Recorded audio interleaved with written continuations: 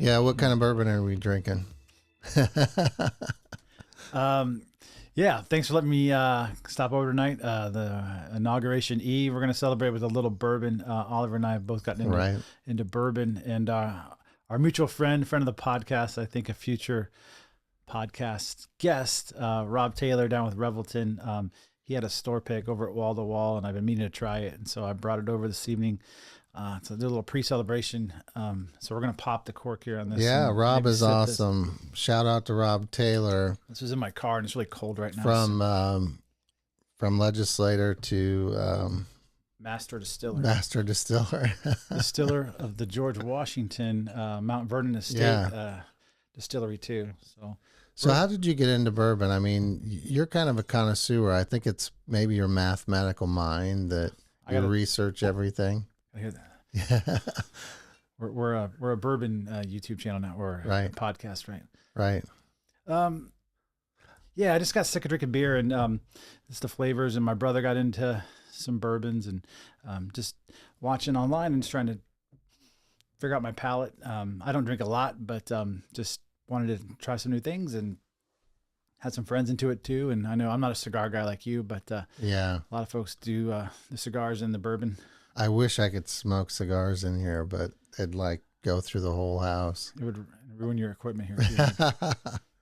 So cheers, man. All right, we're back. Cheers to a new era. Yeah. MAGA. Mm-hmm. Oh, that's good.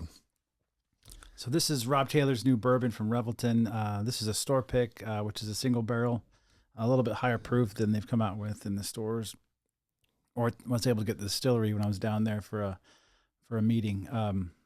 Really good for Iowa, for being just a few years old.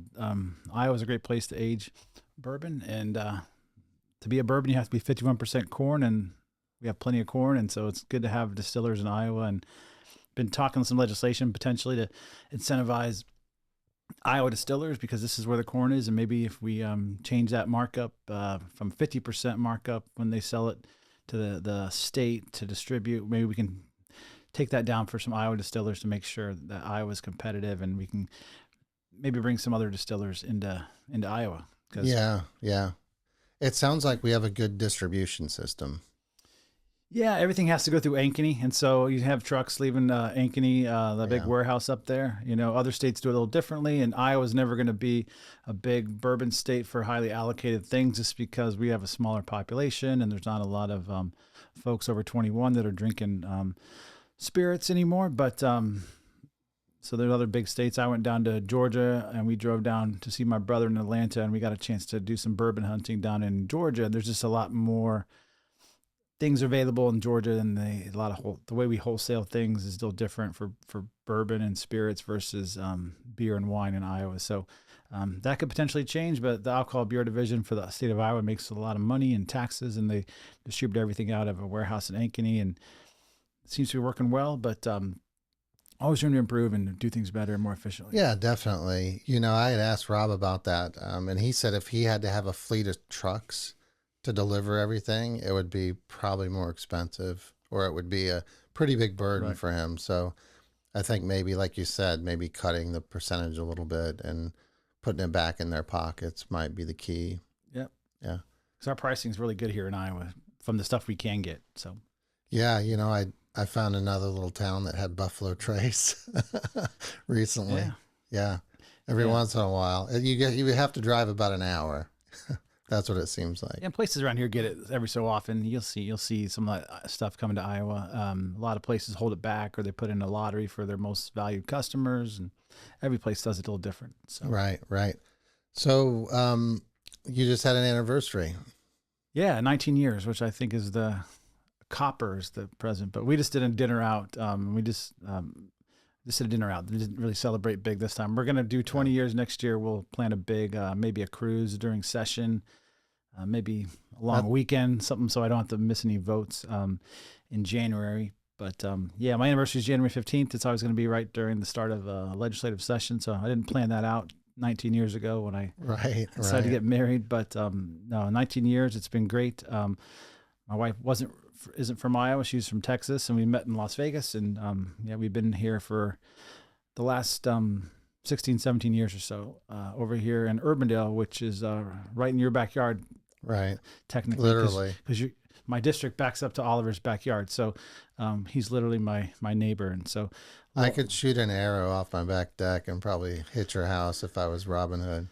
Yeah, there's a little story like that. We were campaigning this summer. Obviously, Oliver was knocking thousands of doors. I knocked a little less, thousands, but less than Oliver. But there was one day I was out knocking sort of close to here, but I could say on the border, which is Clive and Urbandale, which there's just right in the middle of a street, turns from Clive to Urbandale. So there's a sign, and I said, hey, on the border here in Clive, Iowa. And then literally, I think the same day or the next day, you posted a similar post on showing the border in Urbandale. But it was the same exact street. It was just by happen chance we had been knocking in that same neighborhood. This is an interesting little vortex. I mean, because if I go this way across the street, I'm in Waukee.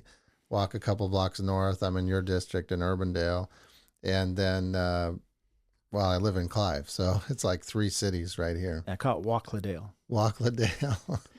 Yeah. So, this is my second term in the Iowa House. Just got reelected. Unfortunately, you didn't get to join us in our supermajority, but we're at 67 House Republicans now. And, I can go into why I think that happened. But, when I ran 2 years ago for the first time, there was a brand new district. We had redistricting, and I think the consensus was that maybe these seats are going to go Democrat now, that the Republicans are, with Trump down on the ballot, we're going to lose seats. We made a lot of promises. One thing I was really wanted to deliver on was school choice and education savings accounts. And that was the first vote I got to take 2 years ago. And we talked about that on a previous podcast maybe a year ago. Yeah. But we said we're going to do some things.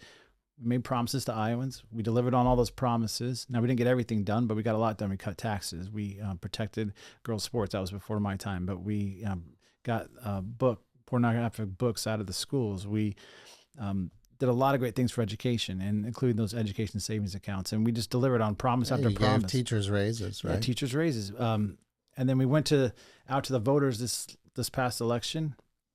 Trump on the ballot this time, but Iowans said we'd like what House Republicans did, and so we have a super majority. Went from 64 seats to 67 seats, and the Democrats in Iowa just seem to be, just losing more and more. So, which would have been, I've done a little research and going back in the time machine to see, what was like when we had 3 of our 4 congressional seats were Democrats, and the legislature was a lot tighter, and Democrats were thinking they could pick up seats in places like my seat in Dallas County, and they still have some seats around here, but I'm just hopeful with this new administration coming in. We're on the eve of inauguration tomorrow. I know this is probably going to hit after that, but we're celebrating here a little early with making sure that Trump's going to deliver on those promises too, and we're going to see, hopefully in 26, we're going to see those majorities grow even more. Yeah, they had an issue and had to cancel the parade for some reason. Is that right? Oh yeah. I was. Kelly texted me, or we actually had a phone call too. People asked me if I was going to go out there. I'd honestly, with some of the things, obviously Trump's dodging bullets literally, getting assassinations attempts and these drones. I was really worried about safety. I don't know if I'd feel comfortable taking the metro and around DC. Well, they had a security breach or something, and didn't have the FBI staffing they needed for some reason. That was held up. Wow. Yeah. That's crazy. I just pray for those folks out there, and looks like they're having a good time. I'm kind of a little bit of FOMO about missing out on some of the festivities. I know they're going to have a big rally. It sounds like. Yeah, and hopefully those people come back safe. But I think Trump has teed up about 200 executive orders tomorrow on day one. Hopefully his gold Sharpie is full of ink, and we can get down to business. Did you see that little interview with the Speaker of the House? Yeah. And he went and met with Biden after trying for 9 weeks.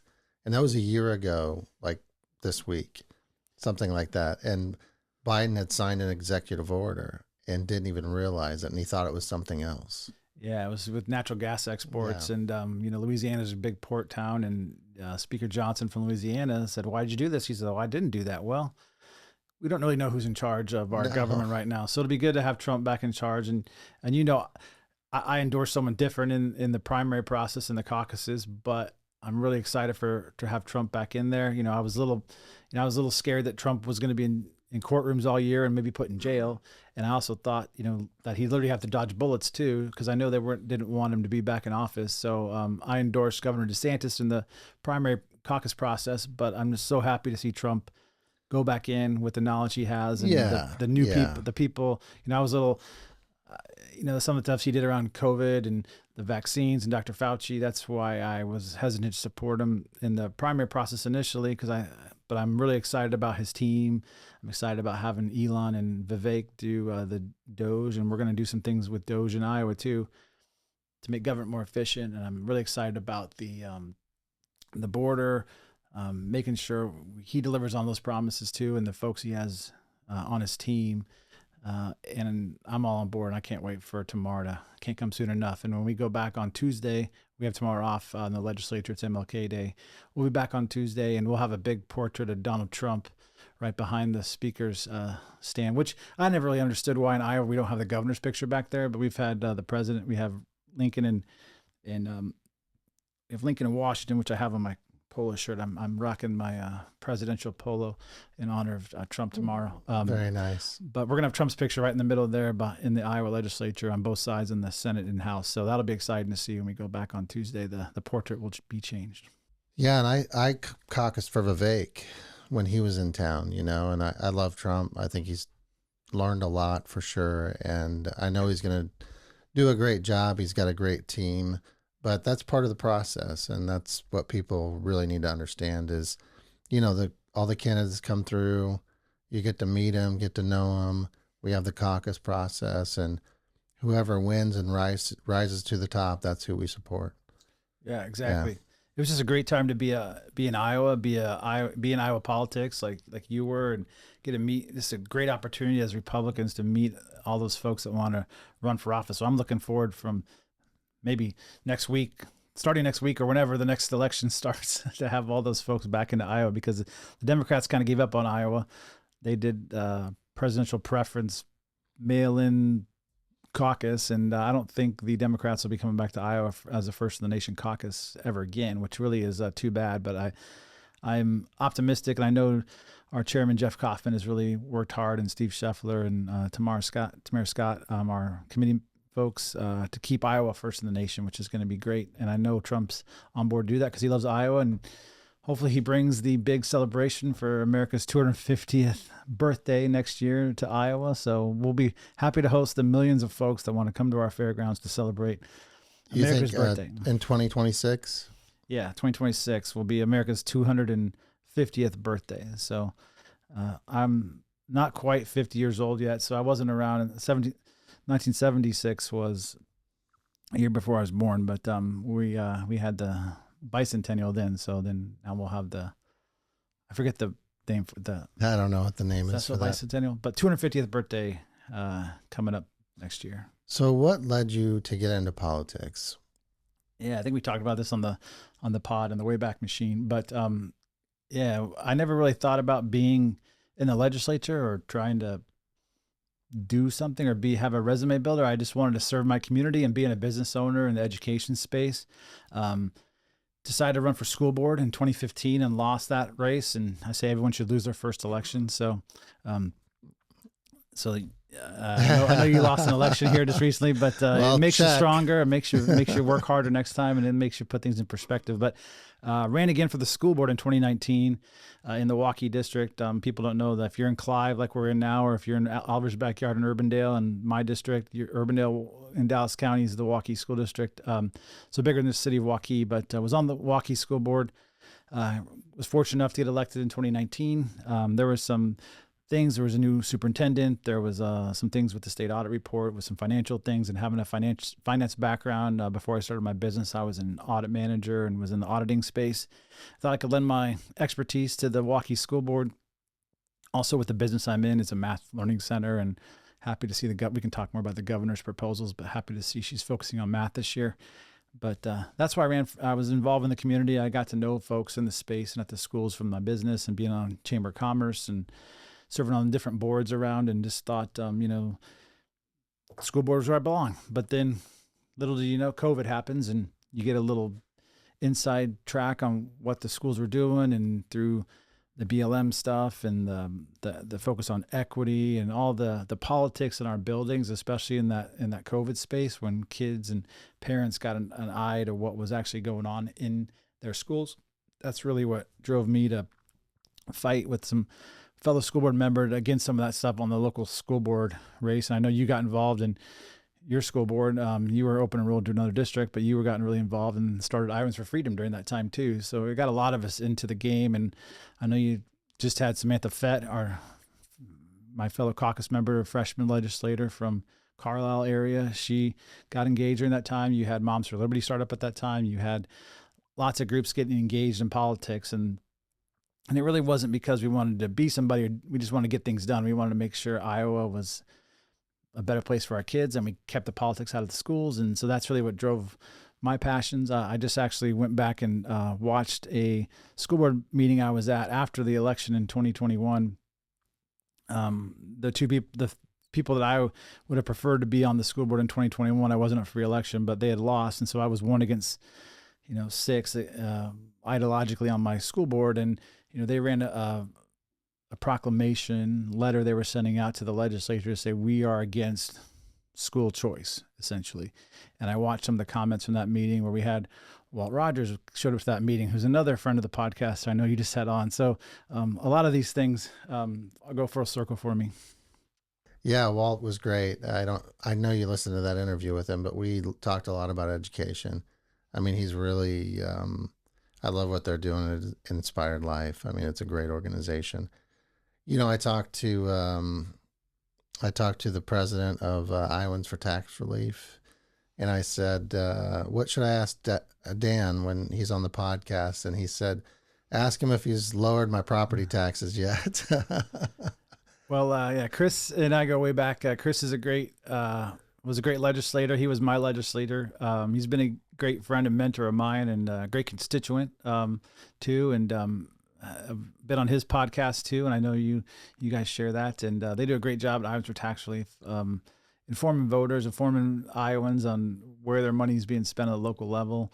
And they've done a lot of good things. And Chris was really instrumental in getting our income taxes lowered during his time in the legislature. But he's doing great things at ITR, and he's been a great friend and mentor to me. So, but we will do some things with property taxes this year. It's a top priority. I know when you knock doors, oh yeah, it's something you probably heard about constantly. That's what I heard about. I didn't hear too much about AEAs or teacher pay, although I'd like to point that out to folks that we did raise teacher pay. But, when I talk to people at their doors, when the number one issue was always my property taxes. And so, why is it when you're in your house and you've been there, and I've been in my house for almost 2 decades now, I'm pretty sure that my need for services didn't go up by the double-digit % that my property taxes increased. Now, I think because of some complications and the way rollback works, and I won't get into the nitty-gritty because that's more of a Chris topic, but I think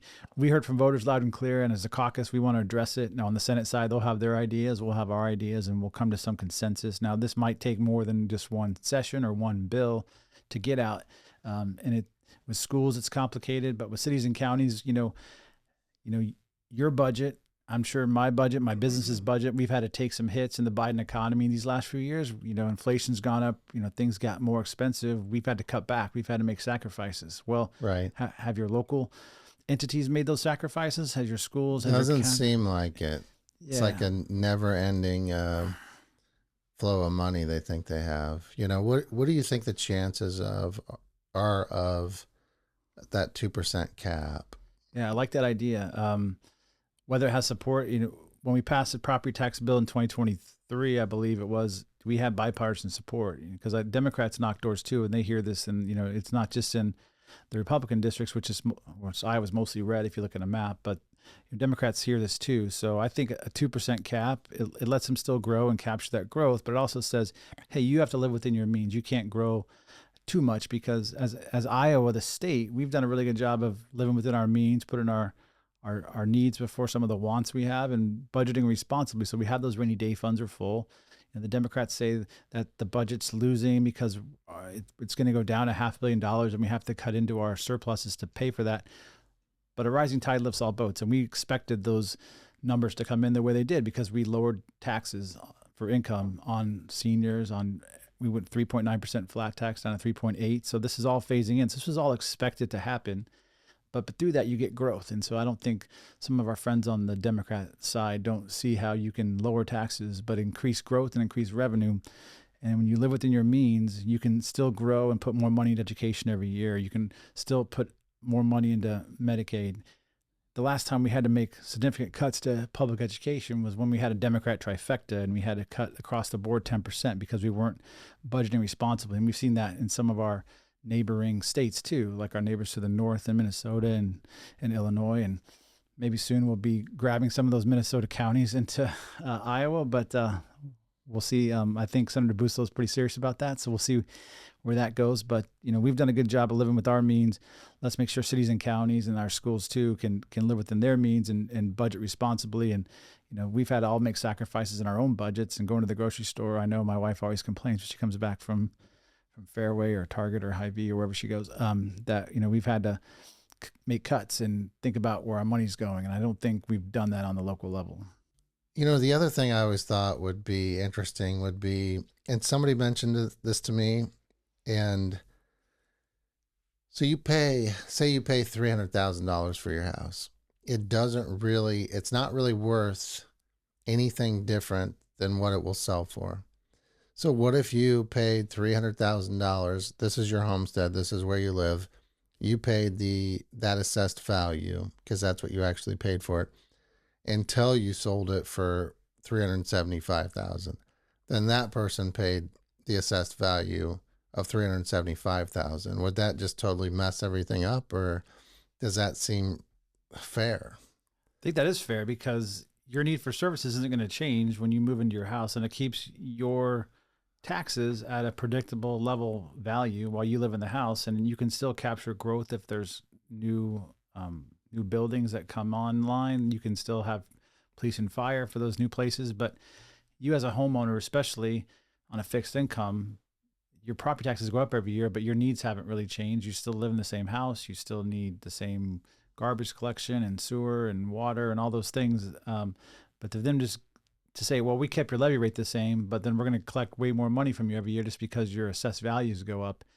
And, maybe it's because I listen to Chris's ITR's podcast too much, but I tend to use some of their lines.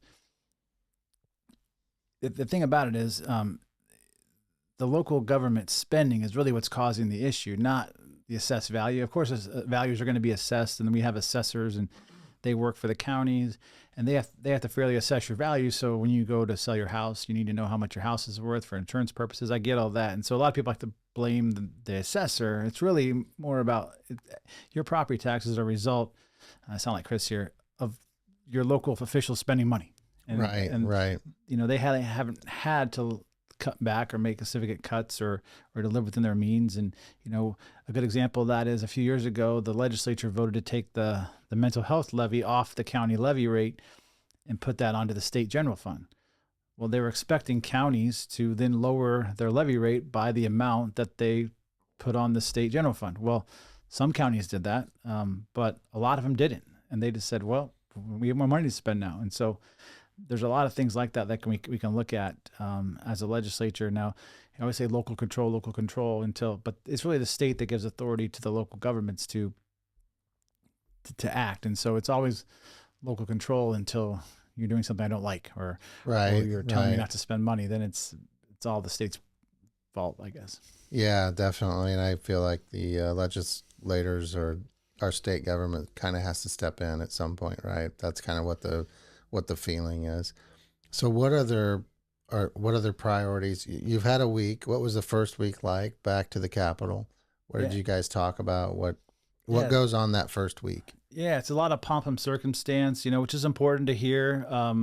So I'll run you through each day. So that first day in the first year of a General Assembly, we all have to be sworn in, take the oath of office. And I always think it's funny because you'll hear, if you go back and watch it, it's kind of funny. There's this little anecdote, but you're supposed to say, I do, when our chief clerk reads it off to everyone, you say, I do solemnly swear or affirm, where you're not supposed to say both. And so a lot of legislators will say both. And you're supposed to swear. Like for me, I'm a Christian. I am a Bible believing Christian through and through. And I swear to my God. I had my left hand on a Holy Bible. So it's kind of funny when you hear that, if you go back and listen, people say swear or affirm. No, you swear if you're a believer, or you can affirm to whatever higher power, I guess you want to. But we get sworn in, and then there's a lot of speeches, and we have to sign our oath of office, so that takes a little while. We get to hear from the speaker. We elect a speaker by acclamation, by voice vote, which is something we already did as a caucus, and the Democrats, the minority party, agrees to vote for and cast their votes for a speaker as well. Whoever, it's just a tradition thing. And they do the same thing on the Senate side. And then in the House, we come back at 2:00 after a short break to pick our seats. And so that's a seat lottery where people get to move their seats if they so wish. Some people get their seats earlier, like our assistant majority leaders, and the speaker has an assigned seat, and our whip has a seat, and the majority leader has a seat. But for the rest of us, it's all by majority. And in the Senate, they separate the Democrats and Republicans. But in the House, it's just up for grabs. So wherever you want to sit, as long as that seat's open, you can sit there. So for me, being a sophomore and already being in the legislature 2 years ago, when we had redistricting, there was a big freshman class for my class.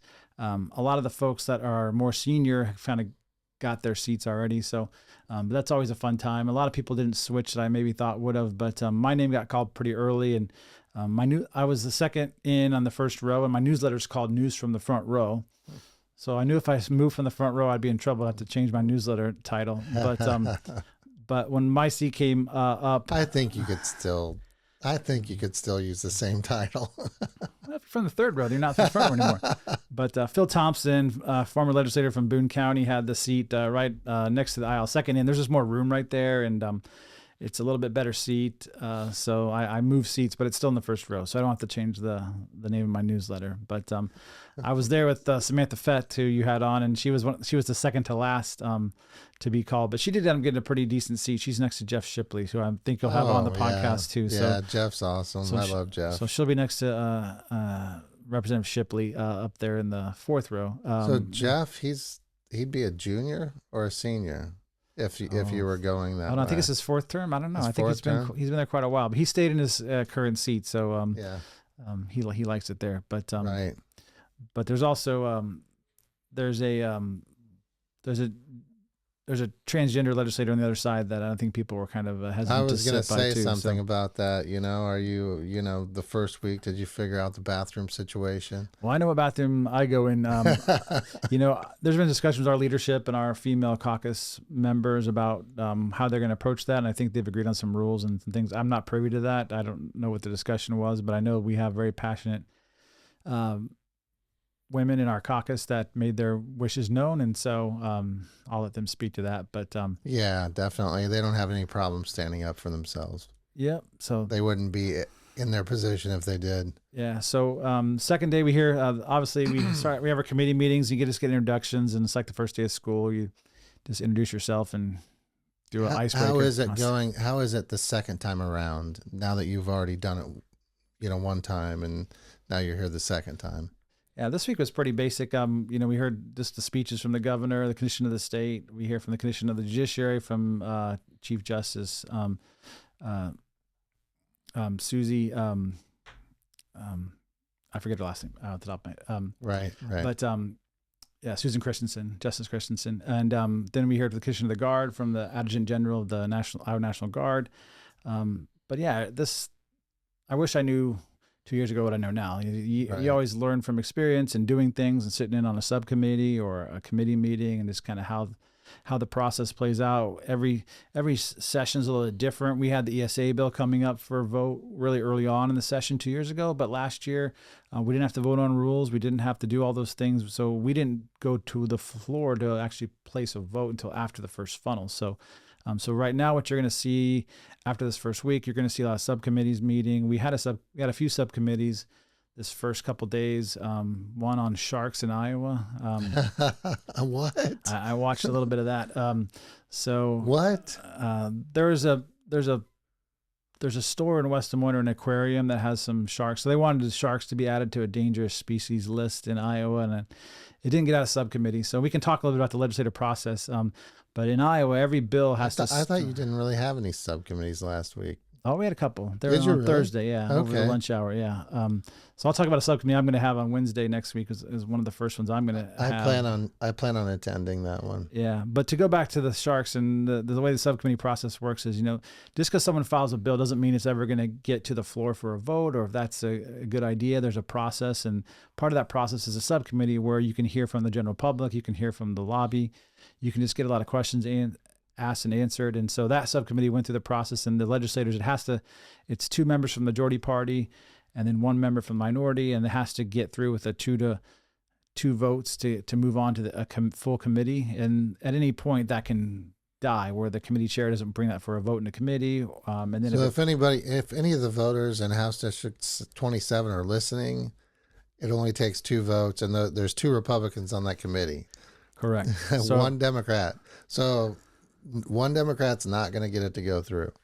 Yeah, I always like to say after a contentious subcommittee, it was close. It passed 2-1. But usually if it's a good idea and it's a good bill, then the Republicans are gonna move that discussion forward. Even if the bill isn't perfect yet, we want to move that process forward and let it get amended. We want to hear from the full committee. We want to make that bill better. So when it does get to the floor eventually, potentially. Okay, so what's the deal? What's the deal with sharks? I don't know exactly what the deal was or why that bill was filed. Some people just file bills just to start a conversation, and they don't necessarily need that to get through. But there was a business in West Des Moines over here, I think, and maybe in Dallas County, I think, that had some sharks, and there was an employee that got bit, and there were some things that if we put that into code, it would have helped that lawsuit move forward. And I'm not sure who brought that bill or why it was brought, but I heard about that subcommittee and watched a little piece of it, but everyone on the subcommittee agreed that it needed more work, and they didn't pass it through. So that bill is essentially dead now. Another bill that's not going to die, because I think it's a good bill, it's something we passed out of the House last year bipartisanly, was a notification for schools, and now we're going to add in Regents universities and daycare centers that going to tell parents that they don't need a vaccine, and there are exemptions for religious and personal reasons that you can be exempted from vaccines to attend school. And so that's something that we did through the Education Committee last year. This year it's going through the HHS Committee, which I now serve on as well. So I'm on education. I'm on the Health and Human Services Committee. I also serve on Economic Growth and Technology. I'm the vice chair of appropriations and serve on the budget subcommittee for administration, admin and regs budget subcommittee. So those are my 5 committees. But I got to sign that bill through HHS this year. Senator Guth has the same bill in the Senate, and we're going to have a subcommittee on the House side with Representative Andrews, so I know he's a friend of the podcast. So I know you're going to have on some point. Sure. So I'm pretty sure we'll vote to move it on. But it's a great bill. It was put in by Representative Shipley and Representative Fett, who we were just talking about. And what this does is it requires schools, daycares, and our colleges to notify parents and their enrolled students that they don't need to have vaccines to enroll, and there's exemptions for them. It's basically just transparency. Right, to let parents know that there is another pathway if they are doing alternative things, and they don't have to be on that strict schedule that's now turned from 6 vaccines or 6 doses when we were a kid to 72 now. Right? Exactly. Yeah. And I've been red pill on this. I mean, you would have talked to me before COVID. I would have said, yeah, all my kids got their vaccines and all that kind of and everything. Right. But, we don't need, a kid doesn't need a vaccine for STD if they're 12 years old and they're not sexually active, which I know that's another bill I filed. But this subcommittee on Wednesday, it'll be at noon. It'll probably be after this podcast will probably be out after that. But, but there's going to be a lot of folks down there to testify, and, that'll go through the subcommittee process. And if 2 of us agree that it can move on, then we'll go on to the full committee for a vote. Right, and it's something we passed in the House last year, and it just never got taken up in the Senate. Just kind of a last minute thing. But I know Senator Guth on the Senate side is filed the same bill. It's the exact same language. They're having a subcommittee right after us. So I testified on that last session. Good. Yeah. And that's a good point. You can come and testify. We want to hear from the public. And so if you're able to come, I know it's during the day. Usually we can only have subcommittees at certain times, which is over the lunch hour typically, and then the 8 to 9 o'clock hour before we gavel in. And so, but you can make your voices heard by coming down. You don't have to be a registered lobbyist to weigh in on a bill, you can just show up and speak to your legislators about your thoughts on a bill. And so I would encourage you to do that. You can also submit comments remotely just through the legislative website for any bill. What are this next week? What other bills might come through subcommittee that are of note that we might be interested in? I'm not sure about my bill if it gets assigned. I had a bill I'm going to file. It's basically, it says if you're going to get a vaccine for STD, you have to have parental consent. Oh, so, the HPV. Yeah, HPV, Hep V, that kind of thing. Yeah. I know a lot of times the doctor will get the parents out of the room and try to get minors to consent to an HPV vaccine. That happened with my own daughter at one point. And so this says parents should be in charge. So I don't think it's a subcommittee this week. I know there's some other, there's some timing things and ways get out. There's a lot of non-controversial, just some bills that have been filed through committees. I know education is going to vote on a few things, and just one's on a veteran scholarship, and just some things that are more basic that are just committee bills that get assigned early on in session just to move the process forward. So, we've done a lot in the past few years. So I don't know what more contentious stuff or more things are going to have. What about the chaplain bill that you ran last year, or what you had a committee on? Yeah, that was a great subcommittee. You learned a lot about that. We had a great chaplain from the Des Moines Police Department come down and testify, and that's still a great idea. We want more. I think if our focus is on mental health for kids, was the best thing, make it available for them to have a chaplain available, whatever religion they practice. But that's really a great tool for kids to talk to somebody at their school if they so choose, not forcing them to, but being an option. And there were some things not quite. We couldn't get that through the Senate side, and then we each had a subcommittee, and I don't think we had the votes for it. We got out of committee, I believe, but or I don't know if we did or not. But it was Helena Hayes's, Representative Hayes's bill. She sits on education this year, so if she refiles that bill, I think she would be the one to run it now, because if you learn one thing in the House, and I'm sure it's on the Senate side too, it helps to have the person that's the chair of that bill be really for that bill and really going to shepherd that through the process. And so if I have a bill that's not in a committee I run, then I have to make sure that person that gets assigned to knows the issue, is going to be passionate about that, is going to go try to whip those votes in their committee and in the caucus to see that through. And so, not that I didn't do that for that bill, because I really was passionate about that bill too, but at the end of the day, we couldn't get it over the finish line. So I'm optimistic that gets refiled. But Helena Hayes, Representative Hayes from Mahaska County, was something that she filed, and now she's on education, so she can do that herself. And I testified for that as well. I mean, I think it's sad. And one of the things I said was, we'll have a chaplain come in after there's been some sort of tragedy, but why not have the option along the way? And it was interesting. Walt Rogers said on the podcast recently, he said, we've legislated morality out of our school systems, and it's left this vacuum for these woke programs like Castle, bringing in SEL to fill, and all these DEI administrators and everything. So it's like, I do believe that kids need an option, that fits with their family's values. Yeah. And there's an organization called LifeWise Academy out of Northwest Ohio. A former Ohio State football player, Joel Penton, I think his name is. And they're already in some schools in Northwest Iowa. I know the founders of Pizza Ranch are big supporters financially, and what it does is it carves out time, and there's maybe it could be some legislation to make sure this can happen, but it takes kids with guidance from this LifeWise Academy off school grounds, because it can't be on school grounds, but off school grounds during instruction time. Maybe it'd be over a lunch hour or a guidance period, and it teaches them biblical values, and it does Bible study essentially, and Bible-based social emotional learning, if you will. So putting it into the Bible, into Christianity. I think it's a Christian organization, but it's not mandatory. But they've seen so many great results. LifeWise Academy, and so got a chance to meet those folks over the interim, maybe last year, and I know they're doing great things, and I know they're in lots of different states now, and that's a great organization. But if we're gonna put the focus on mental health, well, the best thing to do would be, let's teach kids that there's grace and mercy and peace and God and Christianity, and, Right, and my belief right. is that that's Jesus, but whatever. Well, yeah, it could religion, be. yeah. I mean, if it was a school in a certain area where the kids were more Buddhist, they could have that option, right?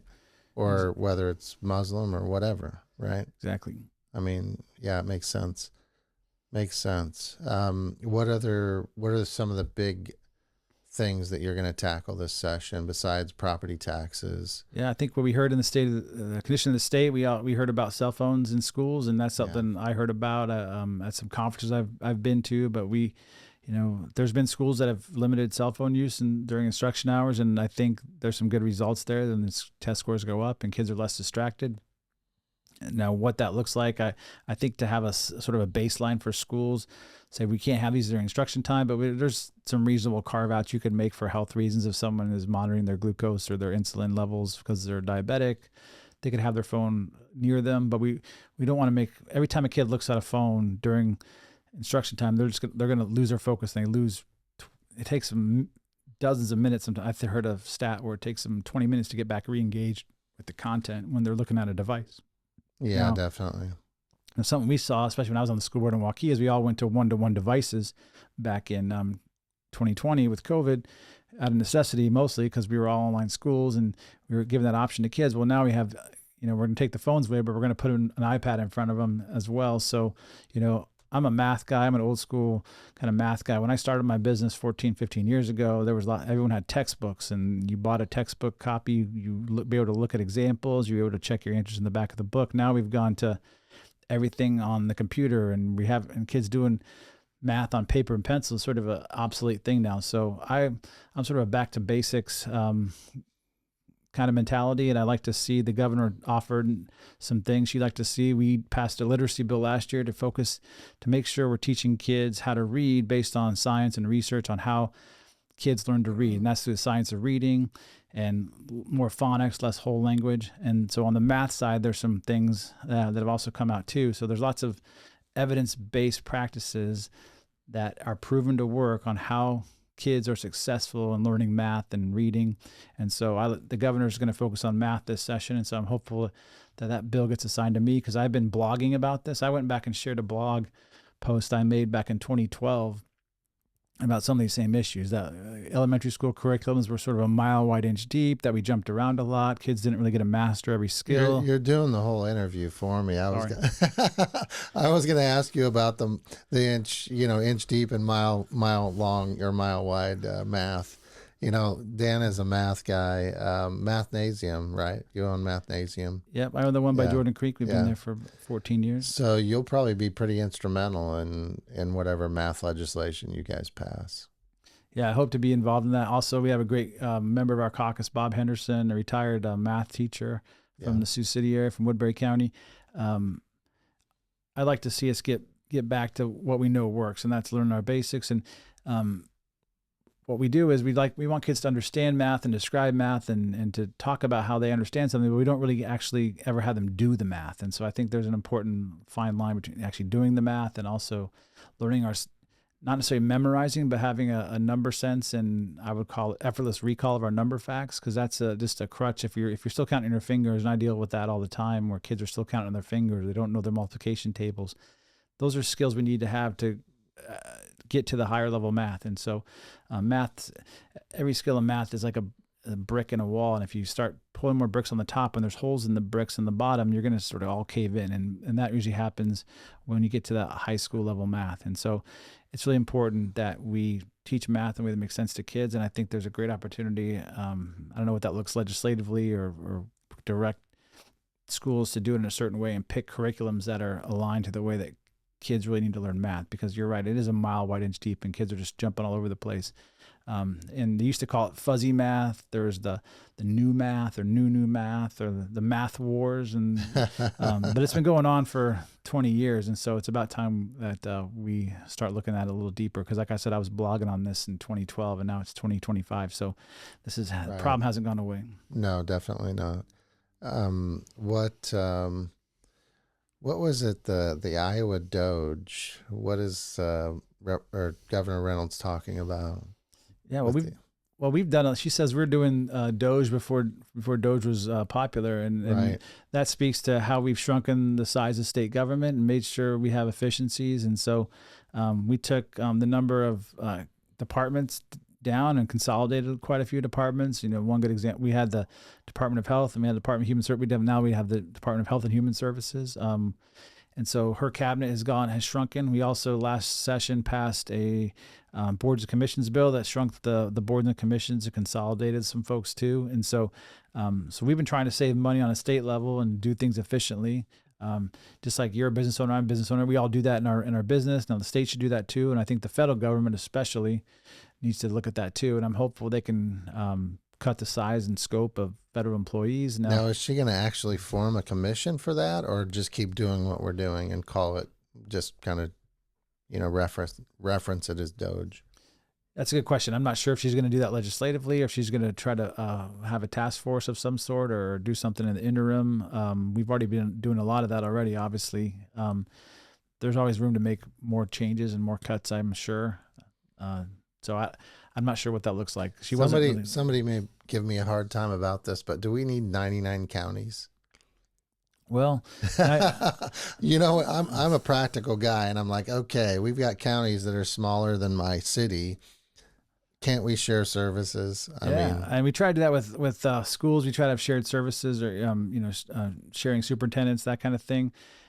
Yeah, we have 99 counties, and I think you talked a little bit of this with Chris Hagenow on the podcast. But yeah, there's we have 99 counties, so that means we have 99 public health departments, and some of those are staffed, some aren't. So your district that we're sitting in right now is just Waukee and Clive. Well, there's a House district that is 5 counties in southern Iowa almost that is the same amount of population. Now they each have their own jail, they each have their own sheriff department, they have their own public health department. Now school, you could talk schools too. My wife taught in Clark County, Nevada, which goes all the way from Mesquite, Nevada, all the way to Laughlin and the whole valley in between with Las Vegas and Henderson. And it's a massive school district. So do we need all the school districts? We have school boards and superintendents and HR departments and everything for all these small school districts. I know people really are focused on their schools and the identity of their schools. I think there's maybe some efficiencies we could gain, which we're trying to do with that sharing superintendents, sharing staff. But on the county level, county government level, I mean, you could just, it's how who do you want to make upset with you, and how many folks do you want to do that with? Right.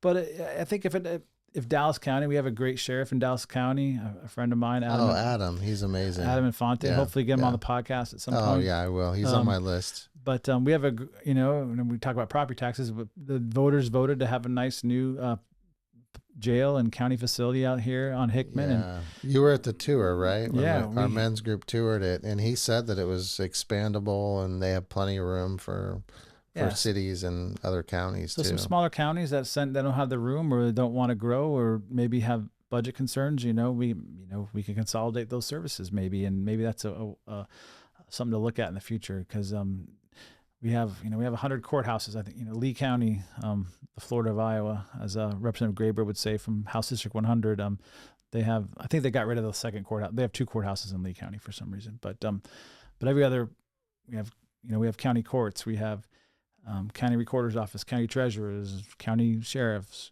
county jails. All these are 99 unique entities that operate, whether you have a 100,000 county population, over 100,000 like Dallas County, or you have 5,000. I think it's around, the smallest county in Iowa is Adams County. I believe it's around less than 6,000 folks down there. And, half the counties in Iowa are less than, I think, 10 or 15,000 or so. So there's efficiencies for sure out there. It's just who do you want to make upset with you, and how much do you want to blow it up?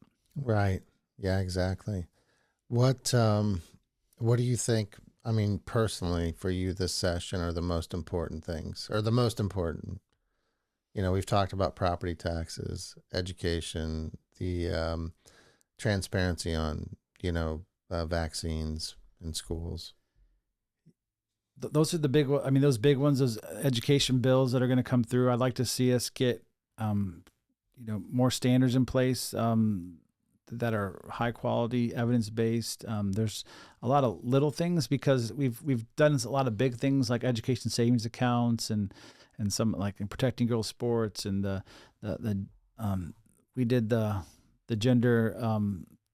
I think one of the things I like to see this year, we did the gender K through 6. We can't teach gender identity and sexual orientation in school K through 6, but I think we need to expand that. And so I would hope we can go through K through 12, and I think there's some momentum to do that. So these big things we've done, people say, well, you've kind of done everything. There's not left anything to do, but that's just because we delivered on the promises we made to Iowans. But I think, the big thing is going to be property taxes, and we have to do something because, like you said, we knocked on thousands of doors, and that's what we were hearing from Iowans. Yeah. And so, the issue is there's a lot of lobbyists down at the Capitol, and you've been down there, a lot of organizations like your counties and your cities, and they have taxpayer paid lobbyists that are down there talking to legislators. But what you don't have every day is your constituent that's on a fixed income, senior that's not really involved, but they know they're on a fixed income and their property taxes are going up. They don't have a lobbyist at the Capitol. So that voice has kind of been locked out of the conversation over the years, I think. And so when we went and knocked doors, that's the number one thing my caucus was hearing was, hey, our property taxes are too high. Let's do something about it. But that being said, sales tax and especially income tax is very easy to tackle at a state level because we're directly in charge of that as a legislature. But your tax rates, they're in silos. You have your school boards, you have your city councils and your county boards of supervisors all taxing separately. So let's get them talking together. Let's get them less siloed. And I think that's going to be a big talking point here as we move through session. Walt and I talked a lot about ESAs and charter schools and homeschools. And do you have any plans at the legislature to expand on the ESAs to maybe help with more charter schools and potentially even homeschooling at some point? Yeah, there's been some discussion on that, some tax credits for homeschool families to, those folks are paying their property taxes and they're taking the burden off the government to educate their kids. And so there's some more things we could do with homeschoolers. One bill I was really proud to usher and get across the finish line last year was the public charter school bill. And people don't realize that charter schools are public schools. They have to accept everybody. They're funded through the same public dollars that every public school kid is. And so what we've gone through in Iowa is, whether you're going to open enroll to a public school to another public school district, or if you're going to enroll in a charter school, if you're going to take an ESA and go to a private school, or you're going to just enroll in your neighborhood public school, the money should follow that student. And so we're trying to get more of those funds to follow the student. So in Iowa, there's lots of siloed monies that follow the student. One is, we got some of those things to follow those charter school kids, because when a student leaves a school, the whole expense to educate that student leaves with them. But what stays is your property tax money. So there's a lot of local funds. As a taxpayer, as a homeowner here in Clive and Milwaukee schools, you pay the general levy, an additional levy, a PEPL levy, which is plant property equipment levy. You pay a debt service levy for all the bonds that have been issued. So all that money, and that does include the save penny, which is the sales tax we put on things for school infrastructure in Iowa. So those charter schools are all public schools, but they don't have access to those local funds. And so I'd like to see in those categorical funds that stay with the school that student lives in. And most of our charter school kids are actually they're not open enrolling to a different district. They're mostly in Des Moines, Cedar Rapids, Davenport. We have a great new charter school here in Des Moines called the New Horizons Science Academy, and then Great Oaks, which is an alternate high school for kids that aren't going to thrive in a traditional high school setting.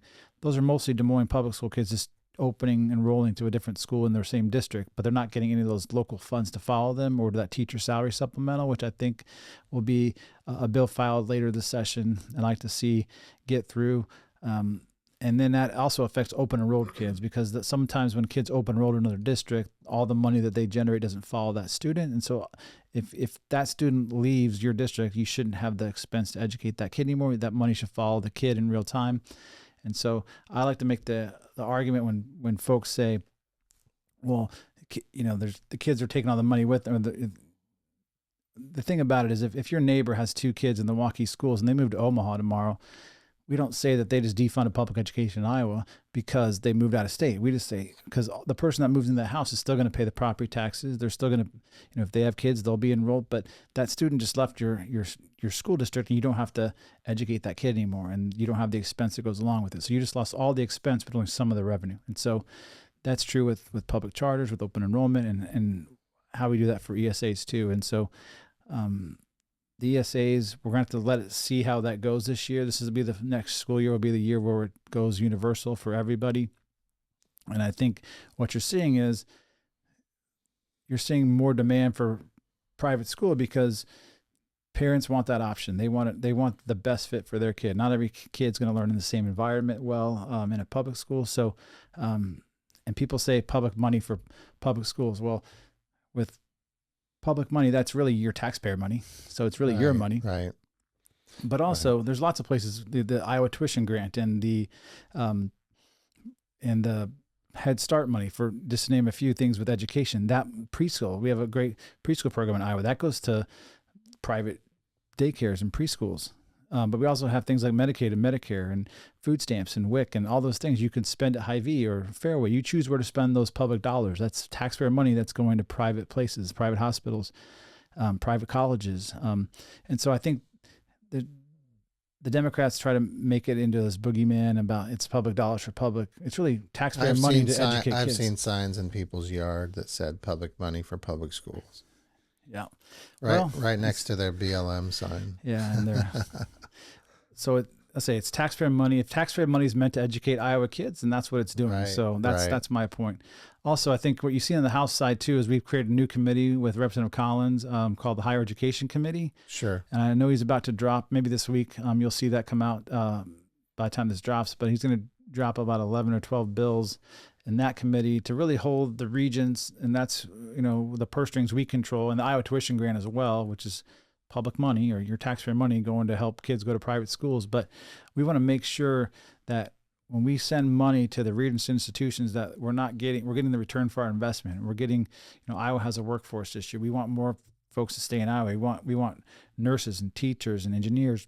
What we don't want is folks studying, gender studies or woke DEI degrees where, oh my gosh, where that's not where our money needs to go. And so I think we have some good partners in the regents, but I think we need to make sure that the money that's going to go to the regents is going to be not there if they choose not to comply with what we want them as taxpayers to do. As we're talking about that and we're talking about our colleges, I know we've had a huge teacher shortage in Iowa. Well, what about, and I know that it was proposed at some point, it didn't make it into the education bill, but alternate teacher licensure. Is there anybody working on that? I know a lot of, like Walt said, he's got a degree in history and he's been a youth pastor. He's certain that he could teach a government history class at a high school level. How do we, entice a guy like that who might retire and say, hey, why don't you come teach history? Why don't you come teach a government class? But here, you don't have to go through 4 years of teaching education to do that. We'll get you licensed in a different way. I think on the House side, that was actually one of the first subcommittees I served on as a freshman 2 years ago, was with Representative Stone leading that. And I believe it got through the House committee. I'm not sure what happened on the Senate side, but there was some hangups with that. But there's more we could do with that for sure, especially with reciprocity with other states. I know when my wife was a teacher in Nevada and she came here to teach and she just wanted to be a substitute, she had to take testing and jump through a lot of hoops to even to teach in Iowa. So, but there's lots of folks, especially in our trades and welders and all those kind of folks, or even as history. Yeah. If you have a degree, like even as a former auditor, someone with a business background and I have a graduate master's degree, I think I could, maybe I could go through a quicker path. And I know we've done some things for that, but let's make it easier for folks to get in the classroom and be teachers. And we raise teacher pay. We've tried to give more scholarships and more tuition reimbursement for folks that want to go teach in rural Iowa. Give them 5 years if they stay in Iowa and teach. That was one of the governor's proposals last year that we passed through the House. And so there's all these things we could do to make it easier for teachers. And I think raising their pay was a good start, but we have to do more and make sure we get more folks. Because and the thing about it, there's some of the pushback was these people aren't licensed, right? They're whatever. the issue is the superintendent needs candidates to pick from, and if the superintendent or the principal of that building doesn't want to hire that person with an alternate teacher license, they don't have to hire that person. So Right. the argument just Right. breaks apart for me. Right, exactly. You know, and we talk about trades. That was one of the cornerstones of my campaign, was bringing trades back to our schools, our public schools. When I was a kid, we had a huge trades program, and a lot of kids graduated with knowledge about building and mechanics and things like that. But now it's been a little bit stigmatized, and we've developed this, school to college pipeline. We see kids going to universities and racking up $100,000 in debt, getting out, graduating, and not maybe being able to find a job and having those debts. And then in the trade, I grew up in construction, drywall contracting to home building to land development. And I've seen this over the last 20 years. The interest in young Americans to enter the trades has gone down, down, down, down. Kids don't even know how to use a screw gun today. So, and my subcontractors complain about it all the time, trying to find a young person to come and, become an electrician or a heating and ventilation and cooling contractor or something like that. And there's a really good wage. It's a really good career. And we're missing that right now in our school systems. How can we build that back up, or is there a pathway for that?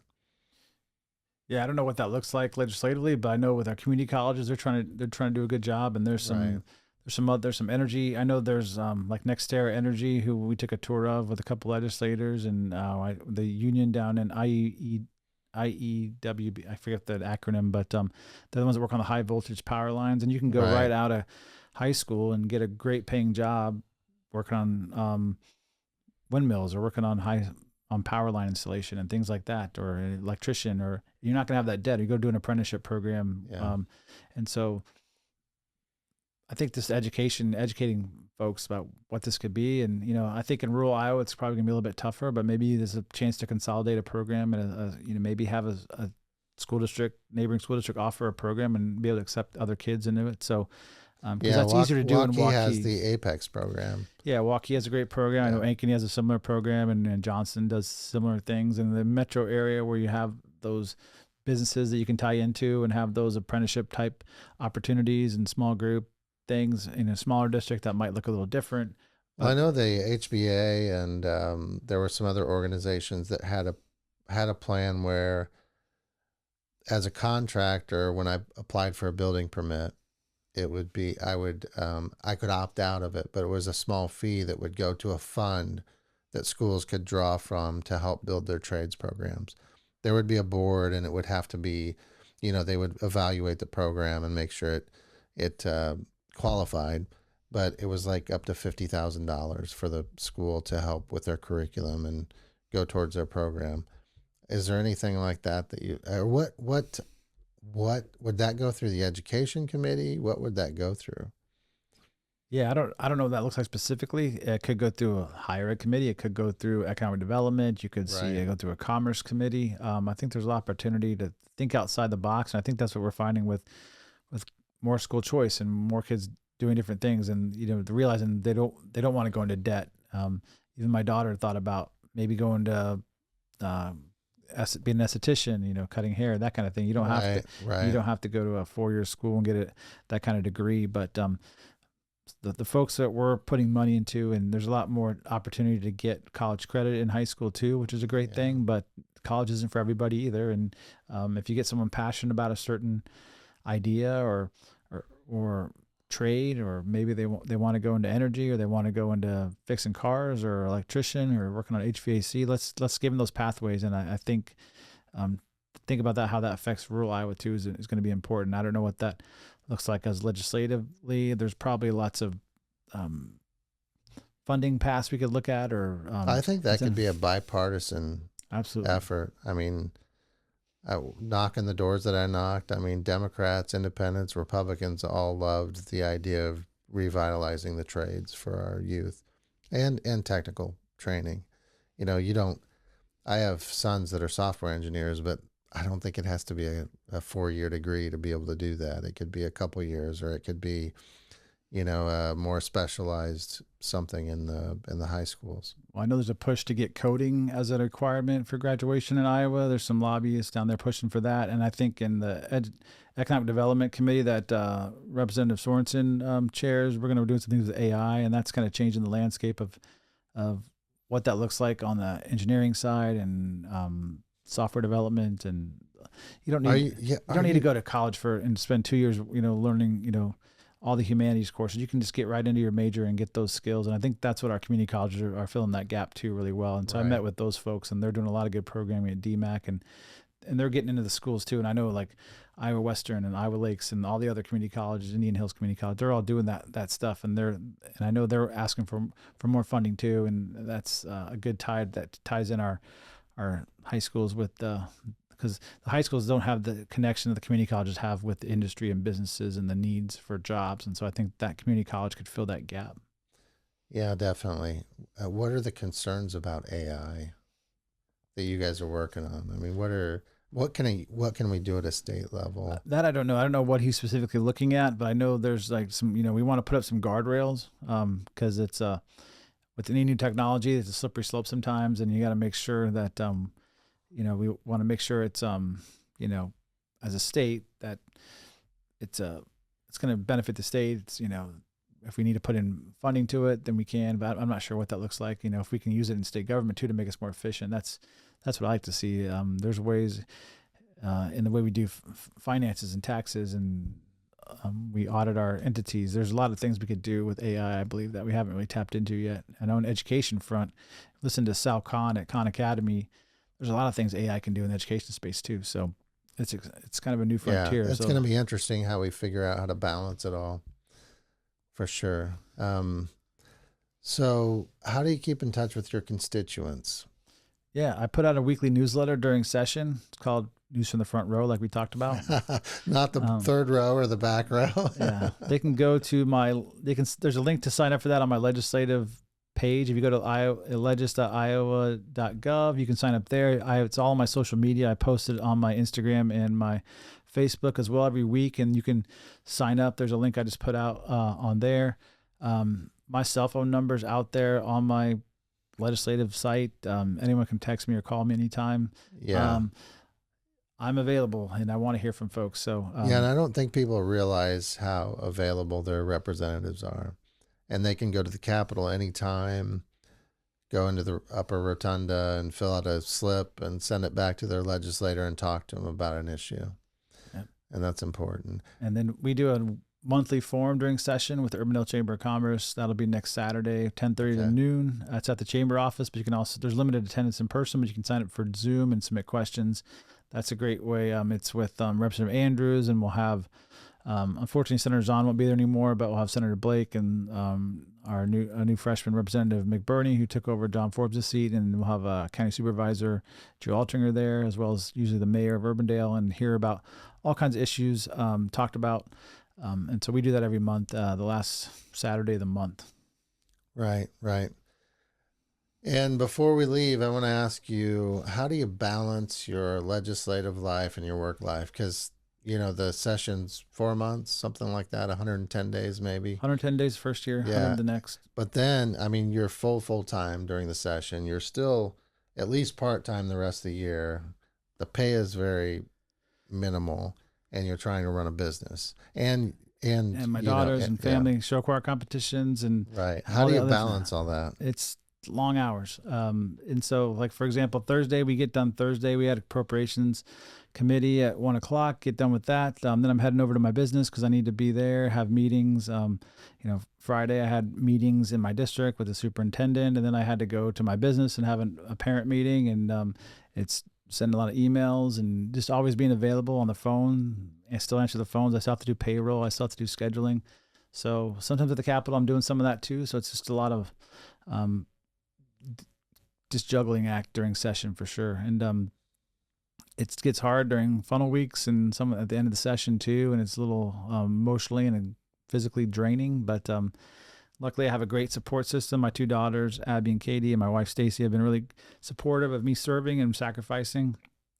luckily I can sleep in my own bed every night. I don't live, Right. I don't live far away. So like some legislators have to travel down to Des Moines every week. I don't have to do that. It's kind of a blessing and a curse in the same time, because when they're here, they can just focus on legislative stuff. I have to, I'm waking up every morning, kids are off to school, but my daughter's she's 16 now, about to turn 17, and she can drive now. So that helps a bit, that she can Right. drive herself now and drive her sister too. I remember as my kids got their licenses, I was like, oh my gosh, Yeah. I don't have to run them everywhere now. Yeah. But being my own business, being my own boss and a business owner, my business has suffered. I know it's, maybe because I'm in the legislature, because of the economy, because our website got redone, but there's lots of excuses, but we're still doing really well at my business, but it's still, I have to, focus on both things and make sure, you keep a good balance of family first, but, being a legislator and being there for constituents and being available for meetings like all the time and emailing people back, and it's just a constant stream of work. But it's rewarding. I love what I do. It's been great. Just getting to meet lots of interesting folks around Iowa and from all over the state, and it's really to have our caucus now 67 folks with such unique backgrounds, and like you're going to talk to more, I'm sure, in the future, but having folks like Samantha Fett join the caucus, and having Representative Andrews and all those new faces too that come in with like all these great experiences that you never would have met otherwise, and to put us all in a room together and to work out solutions for Iowans, it's just a great process. And if you want to be a part of it, reach out to your legislator, reach out to me, get down to the Capitol. People want to talk to you. Let me ask you one last question. How much has your faith played into this balance and the drive to do what you're doing, and how much has it propelled you on the path that you're on? Yeah, it's everything. I went through a point after in late 2021 there where I switched churches. I pulled my kids from public school to go to Des Moines Christian. I decided not to run for the school board, and then my house seat came open in a new district, and so all this stuff kind of happened within 2 months, 2 or 3 months, and this was, it wasn't my timing; it was a God thing, and I don't make the plans; I just sort of do what's put in front of me, and it's been real, just trusting in my faith that things happen for a reason, and it's not my plan. I wasn't looking to do this. It's just sort of, these are the things I wanted to get done, and to make sure I got them done, I had to run myself. So, and it keeps you grounded. There's a lot of great folks at the Capitol that are there to pray for you and to be that support. And it's good to have those prayers and have a great church home as well. Right. At Eternity Church in Clive, soon to be Johnston, when we move. But our pastor's taken some heat for speaking the truth, but it's all the grace and all the love and all the mercy. But also we want to speak the truth and live by what the Bible says. And that's really where I focus my time. And I still get in the Word every day and, pray and, just make sure I'm grounded in that, my faith too. All right. Well, it's definitely, you can see it in your life. So thank you. Thank you for serving, and thank you for joining us today, and God bless you, man. Yeah. Yeah, big fan of the Oliver Bardwell Podcast. Thanks for having me on. Yeah, take care, brother. See you soon.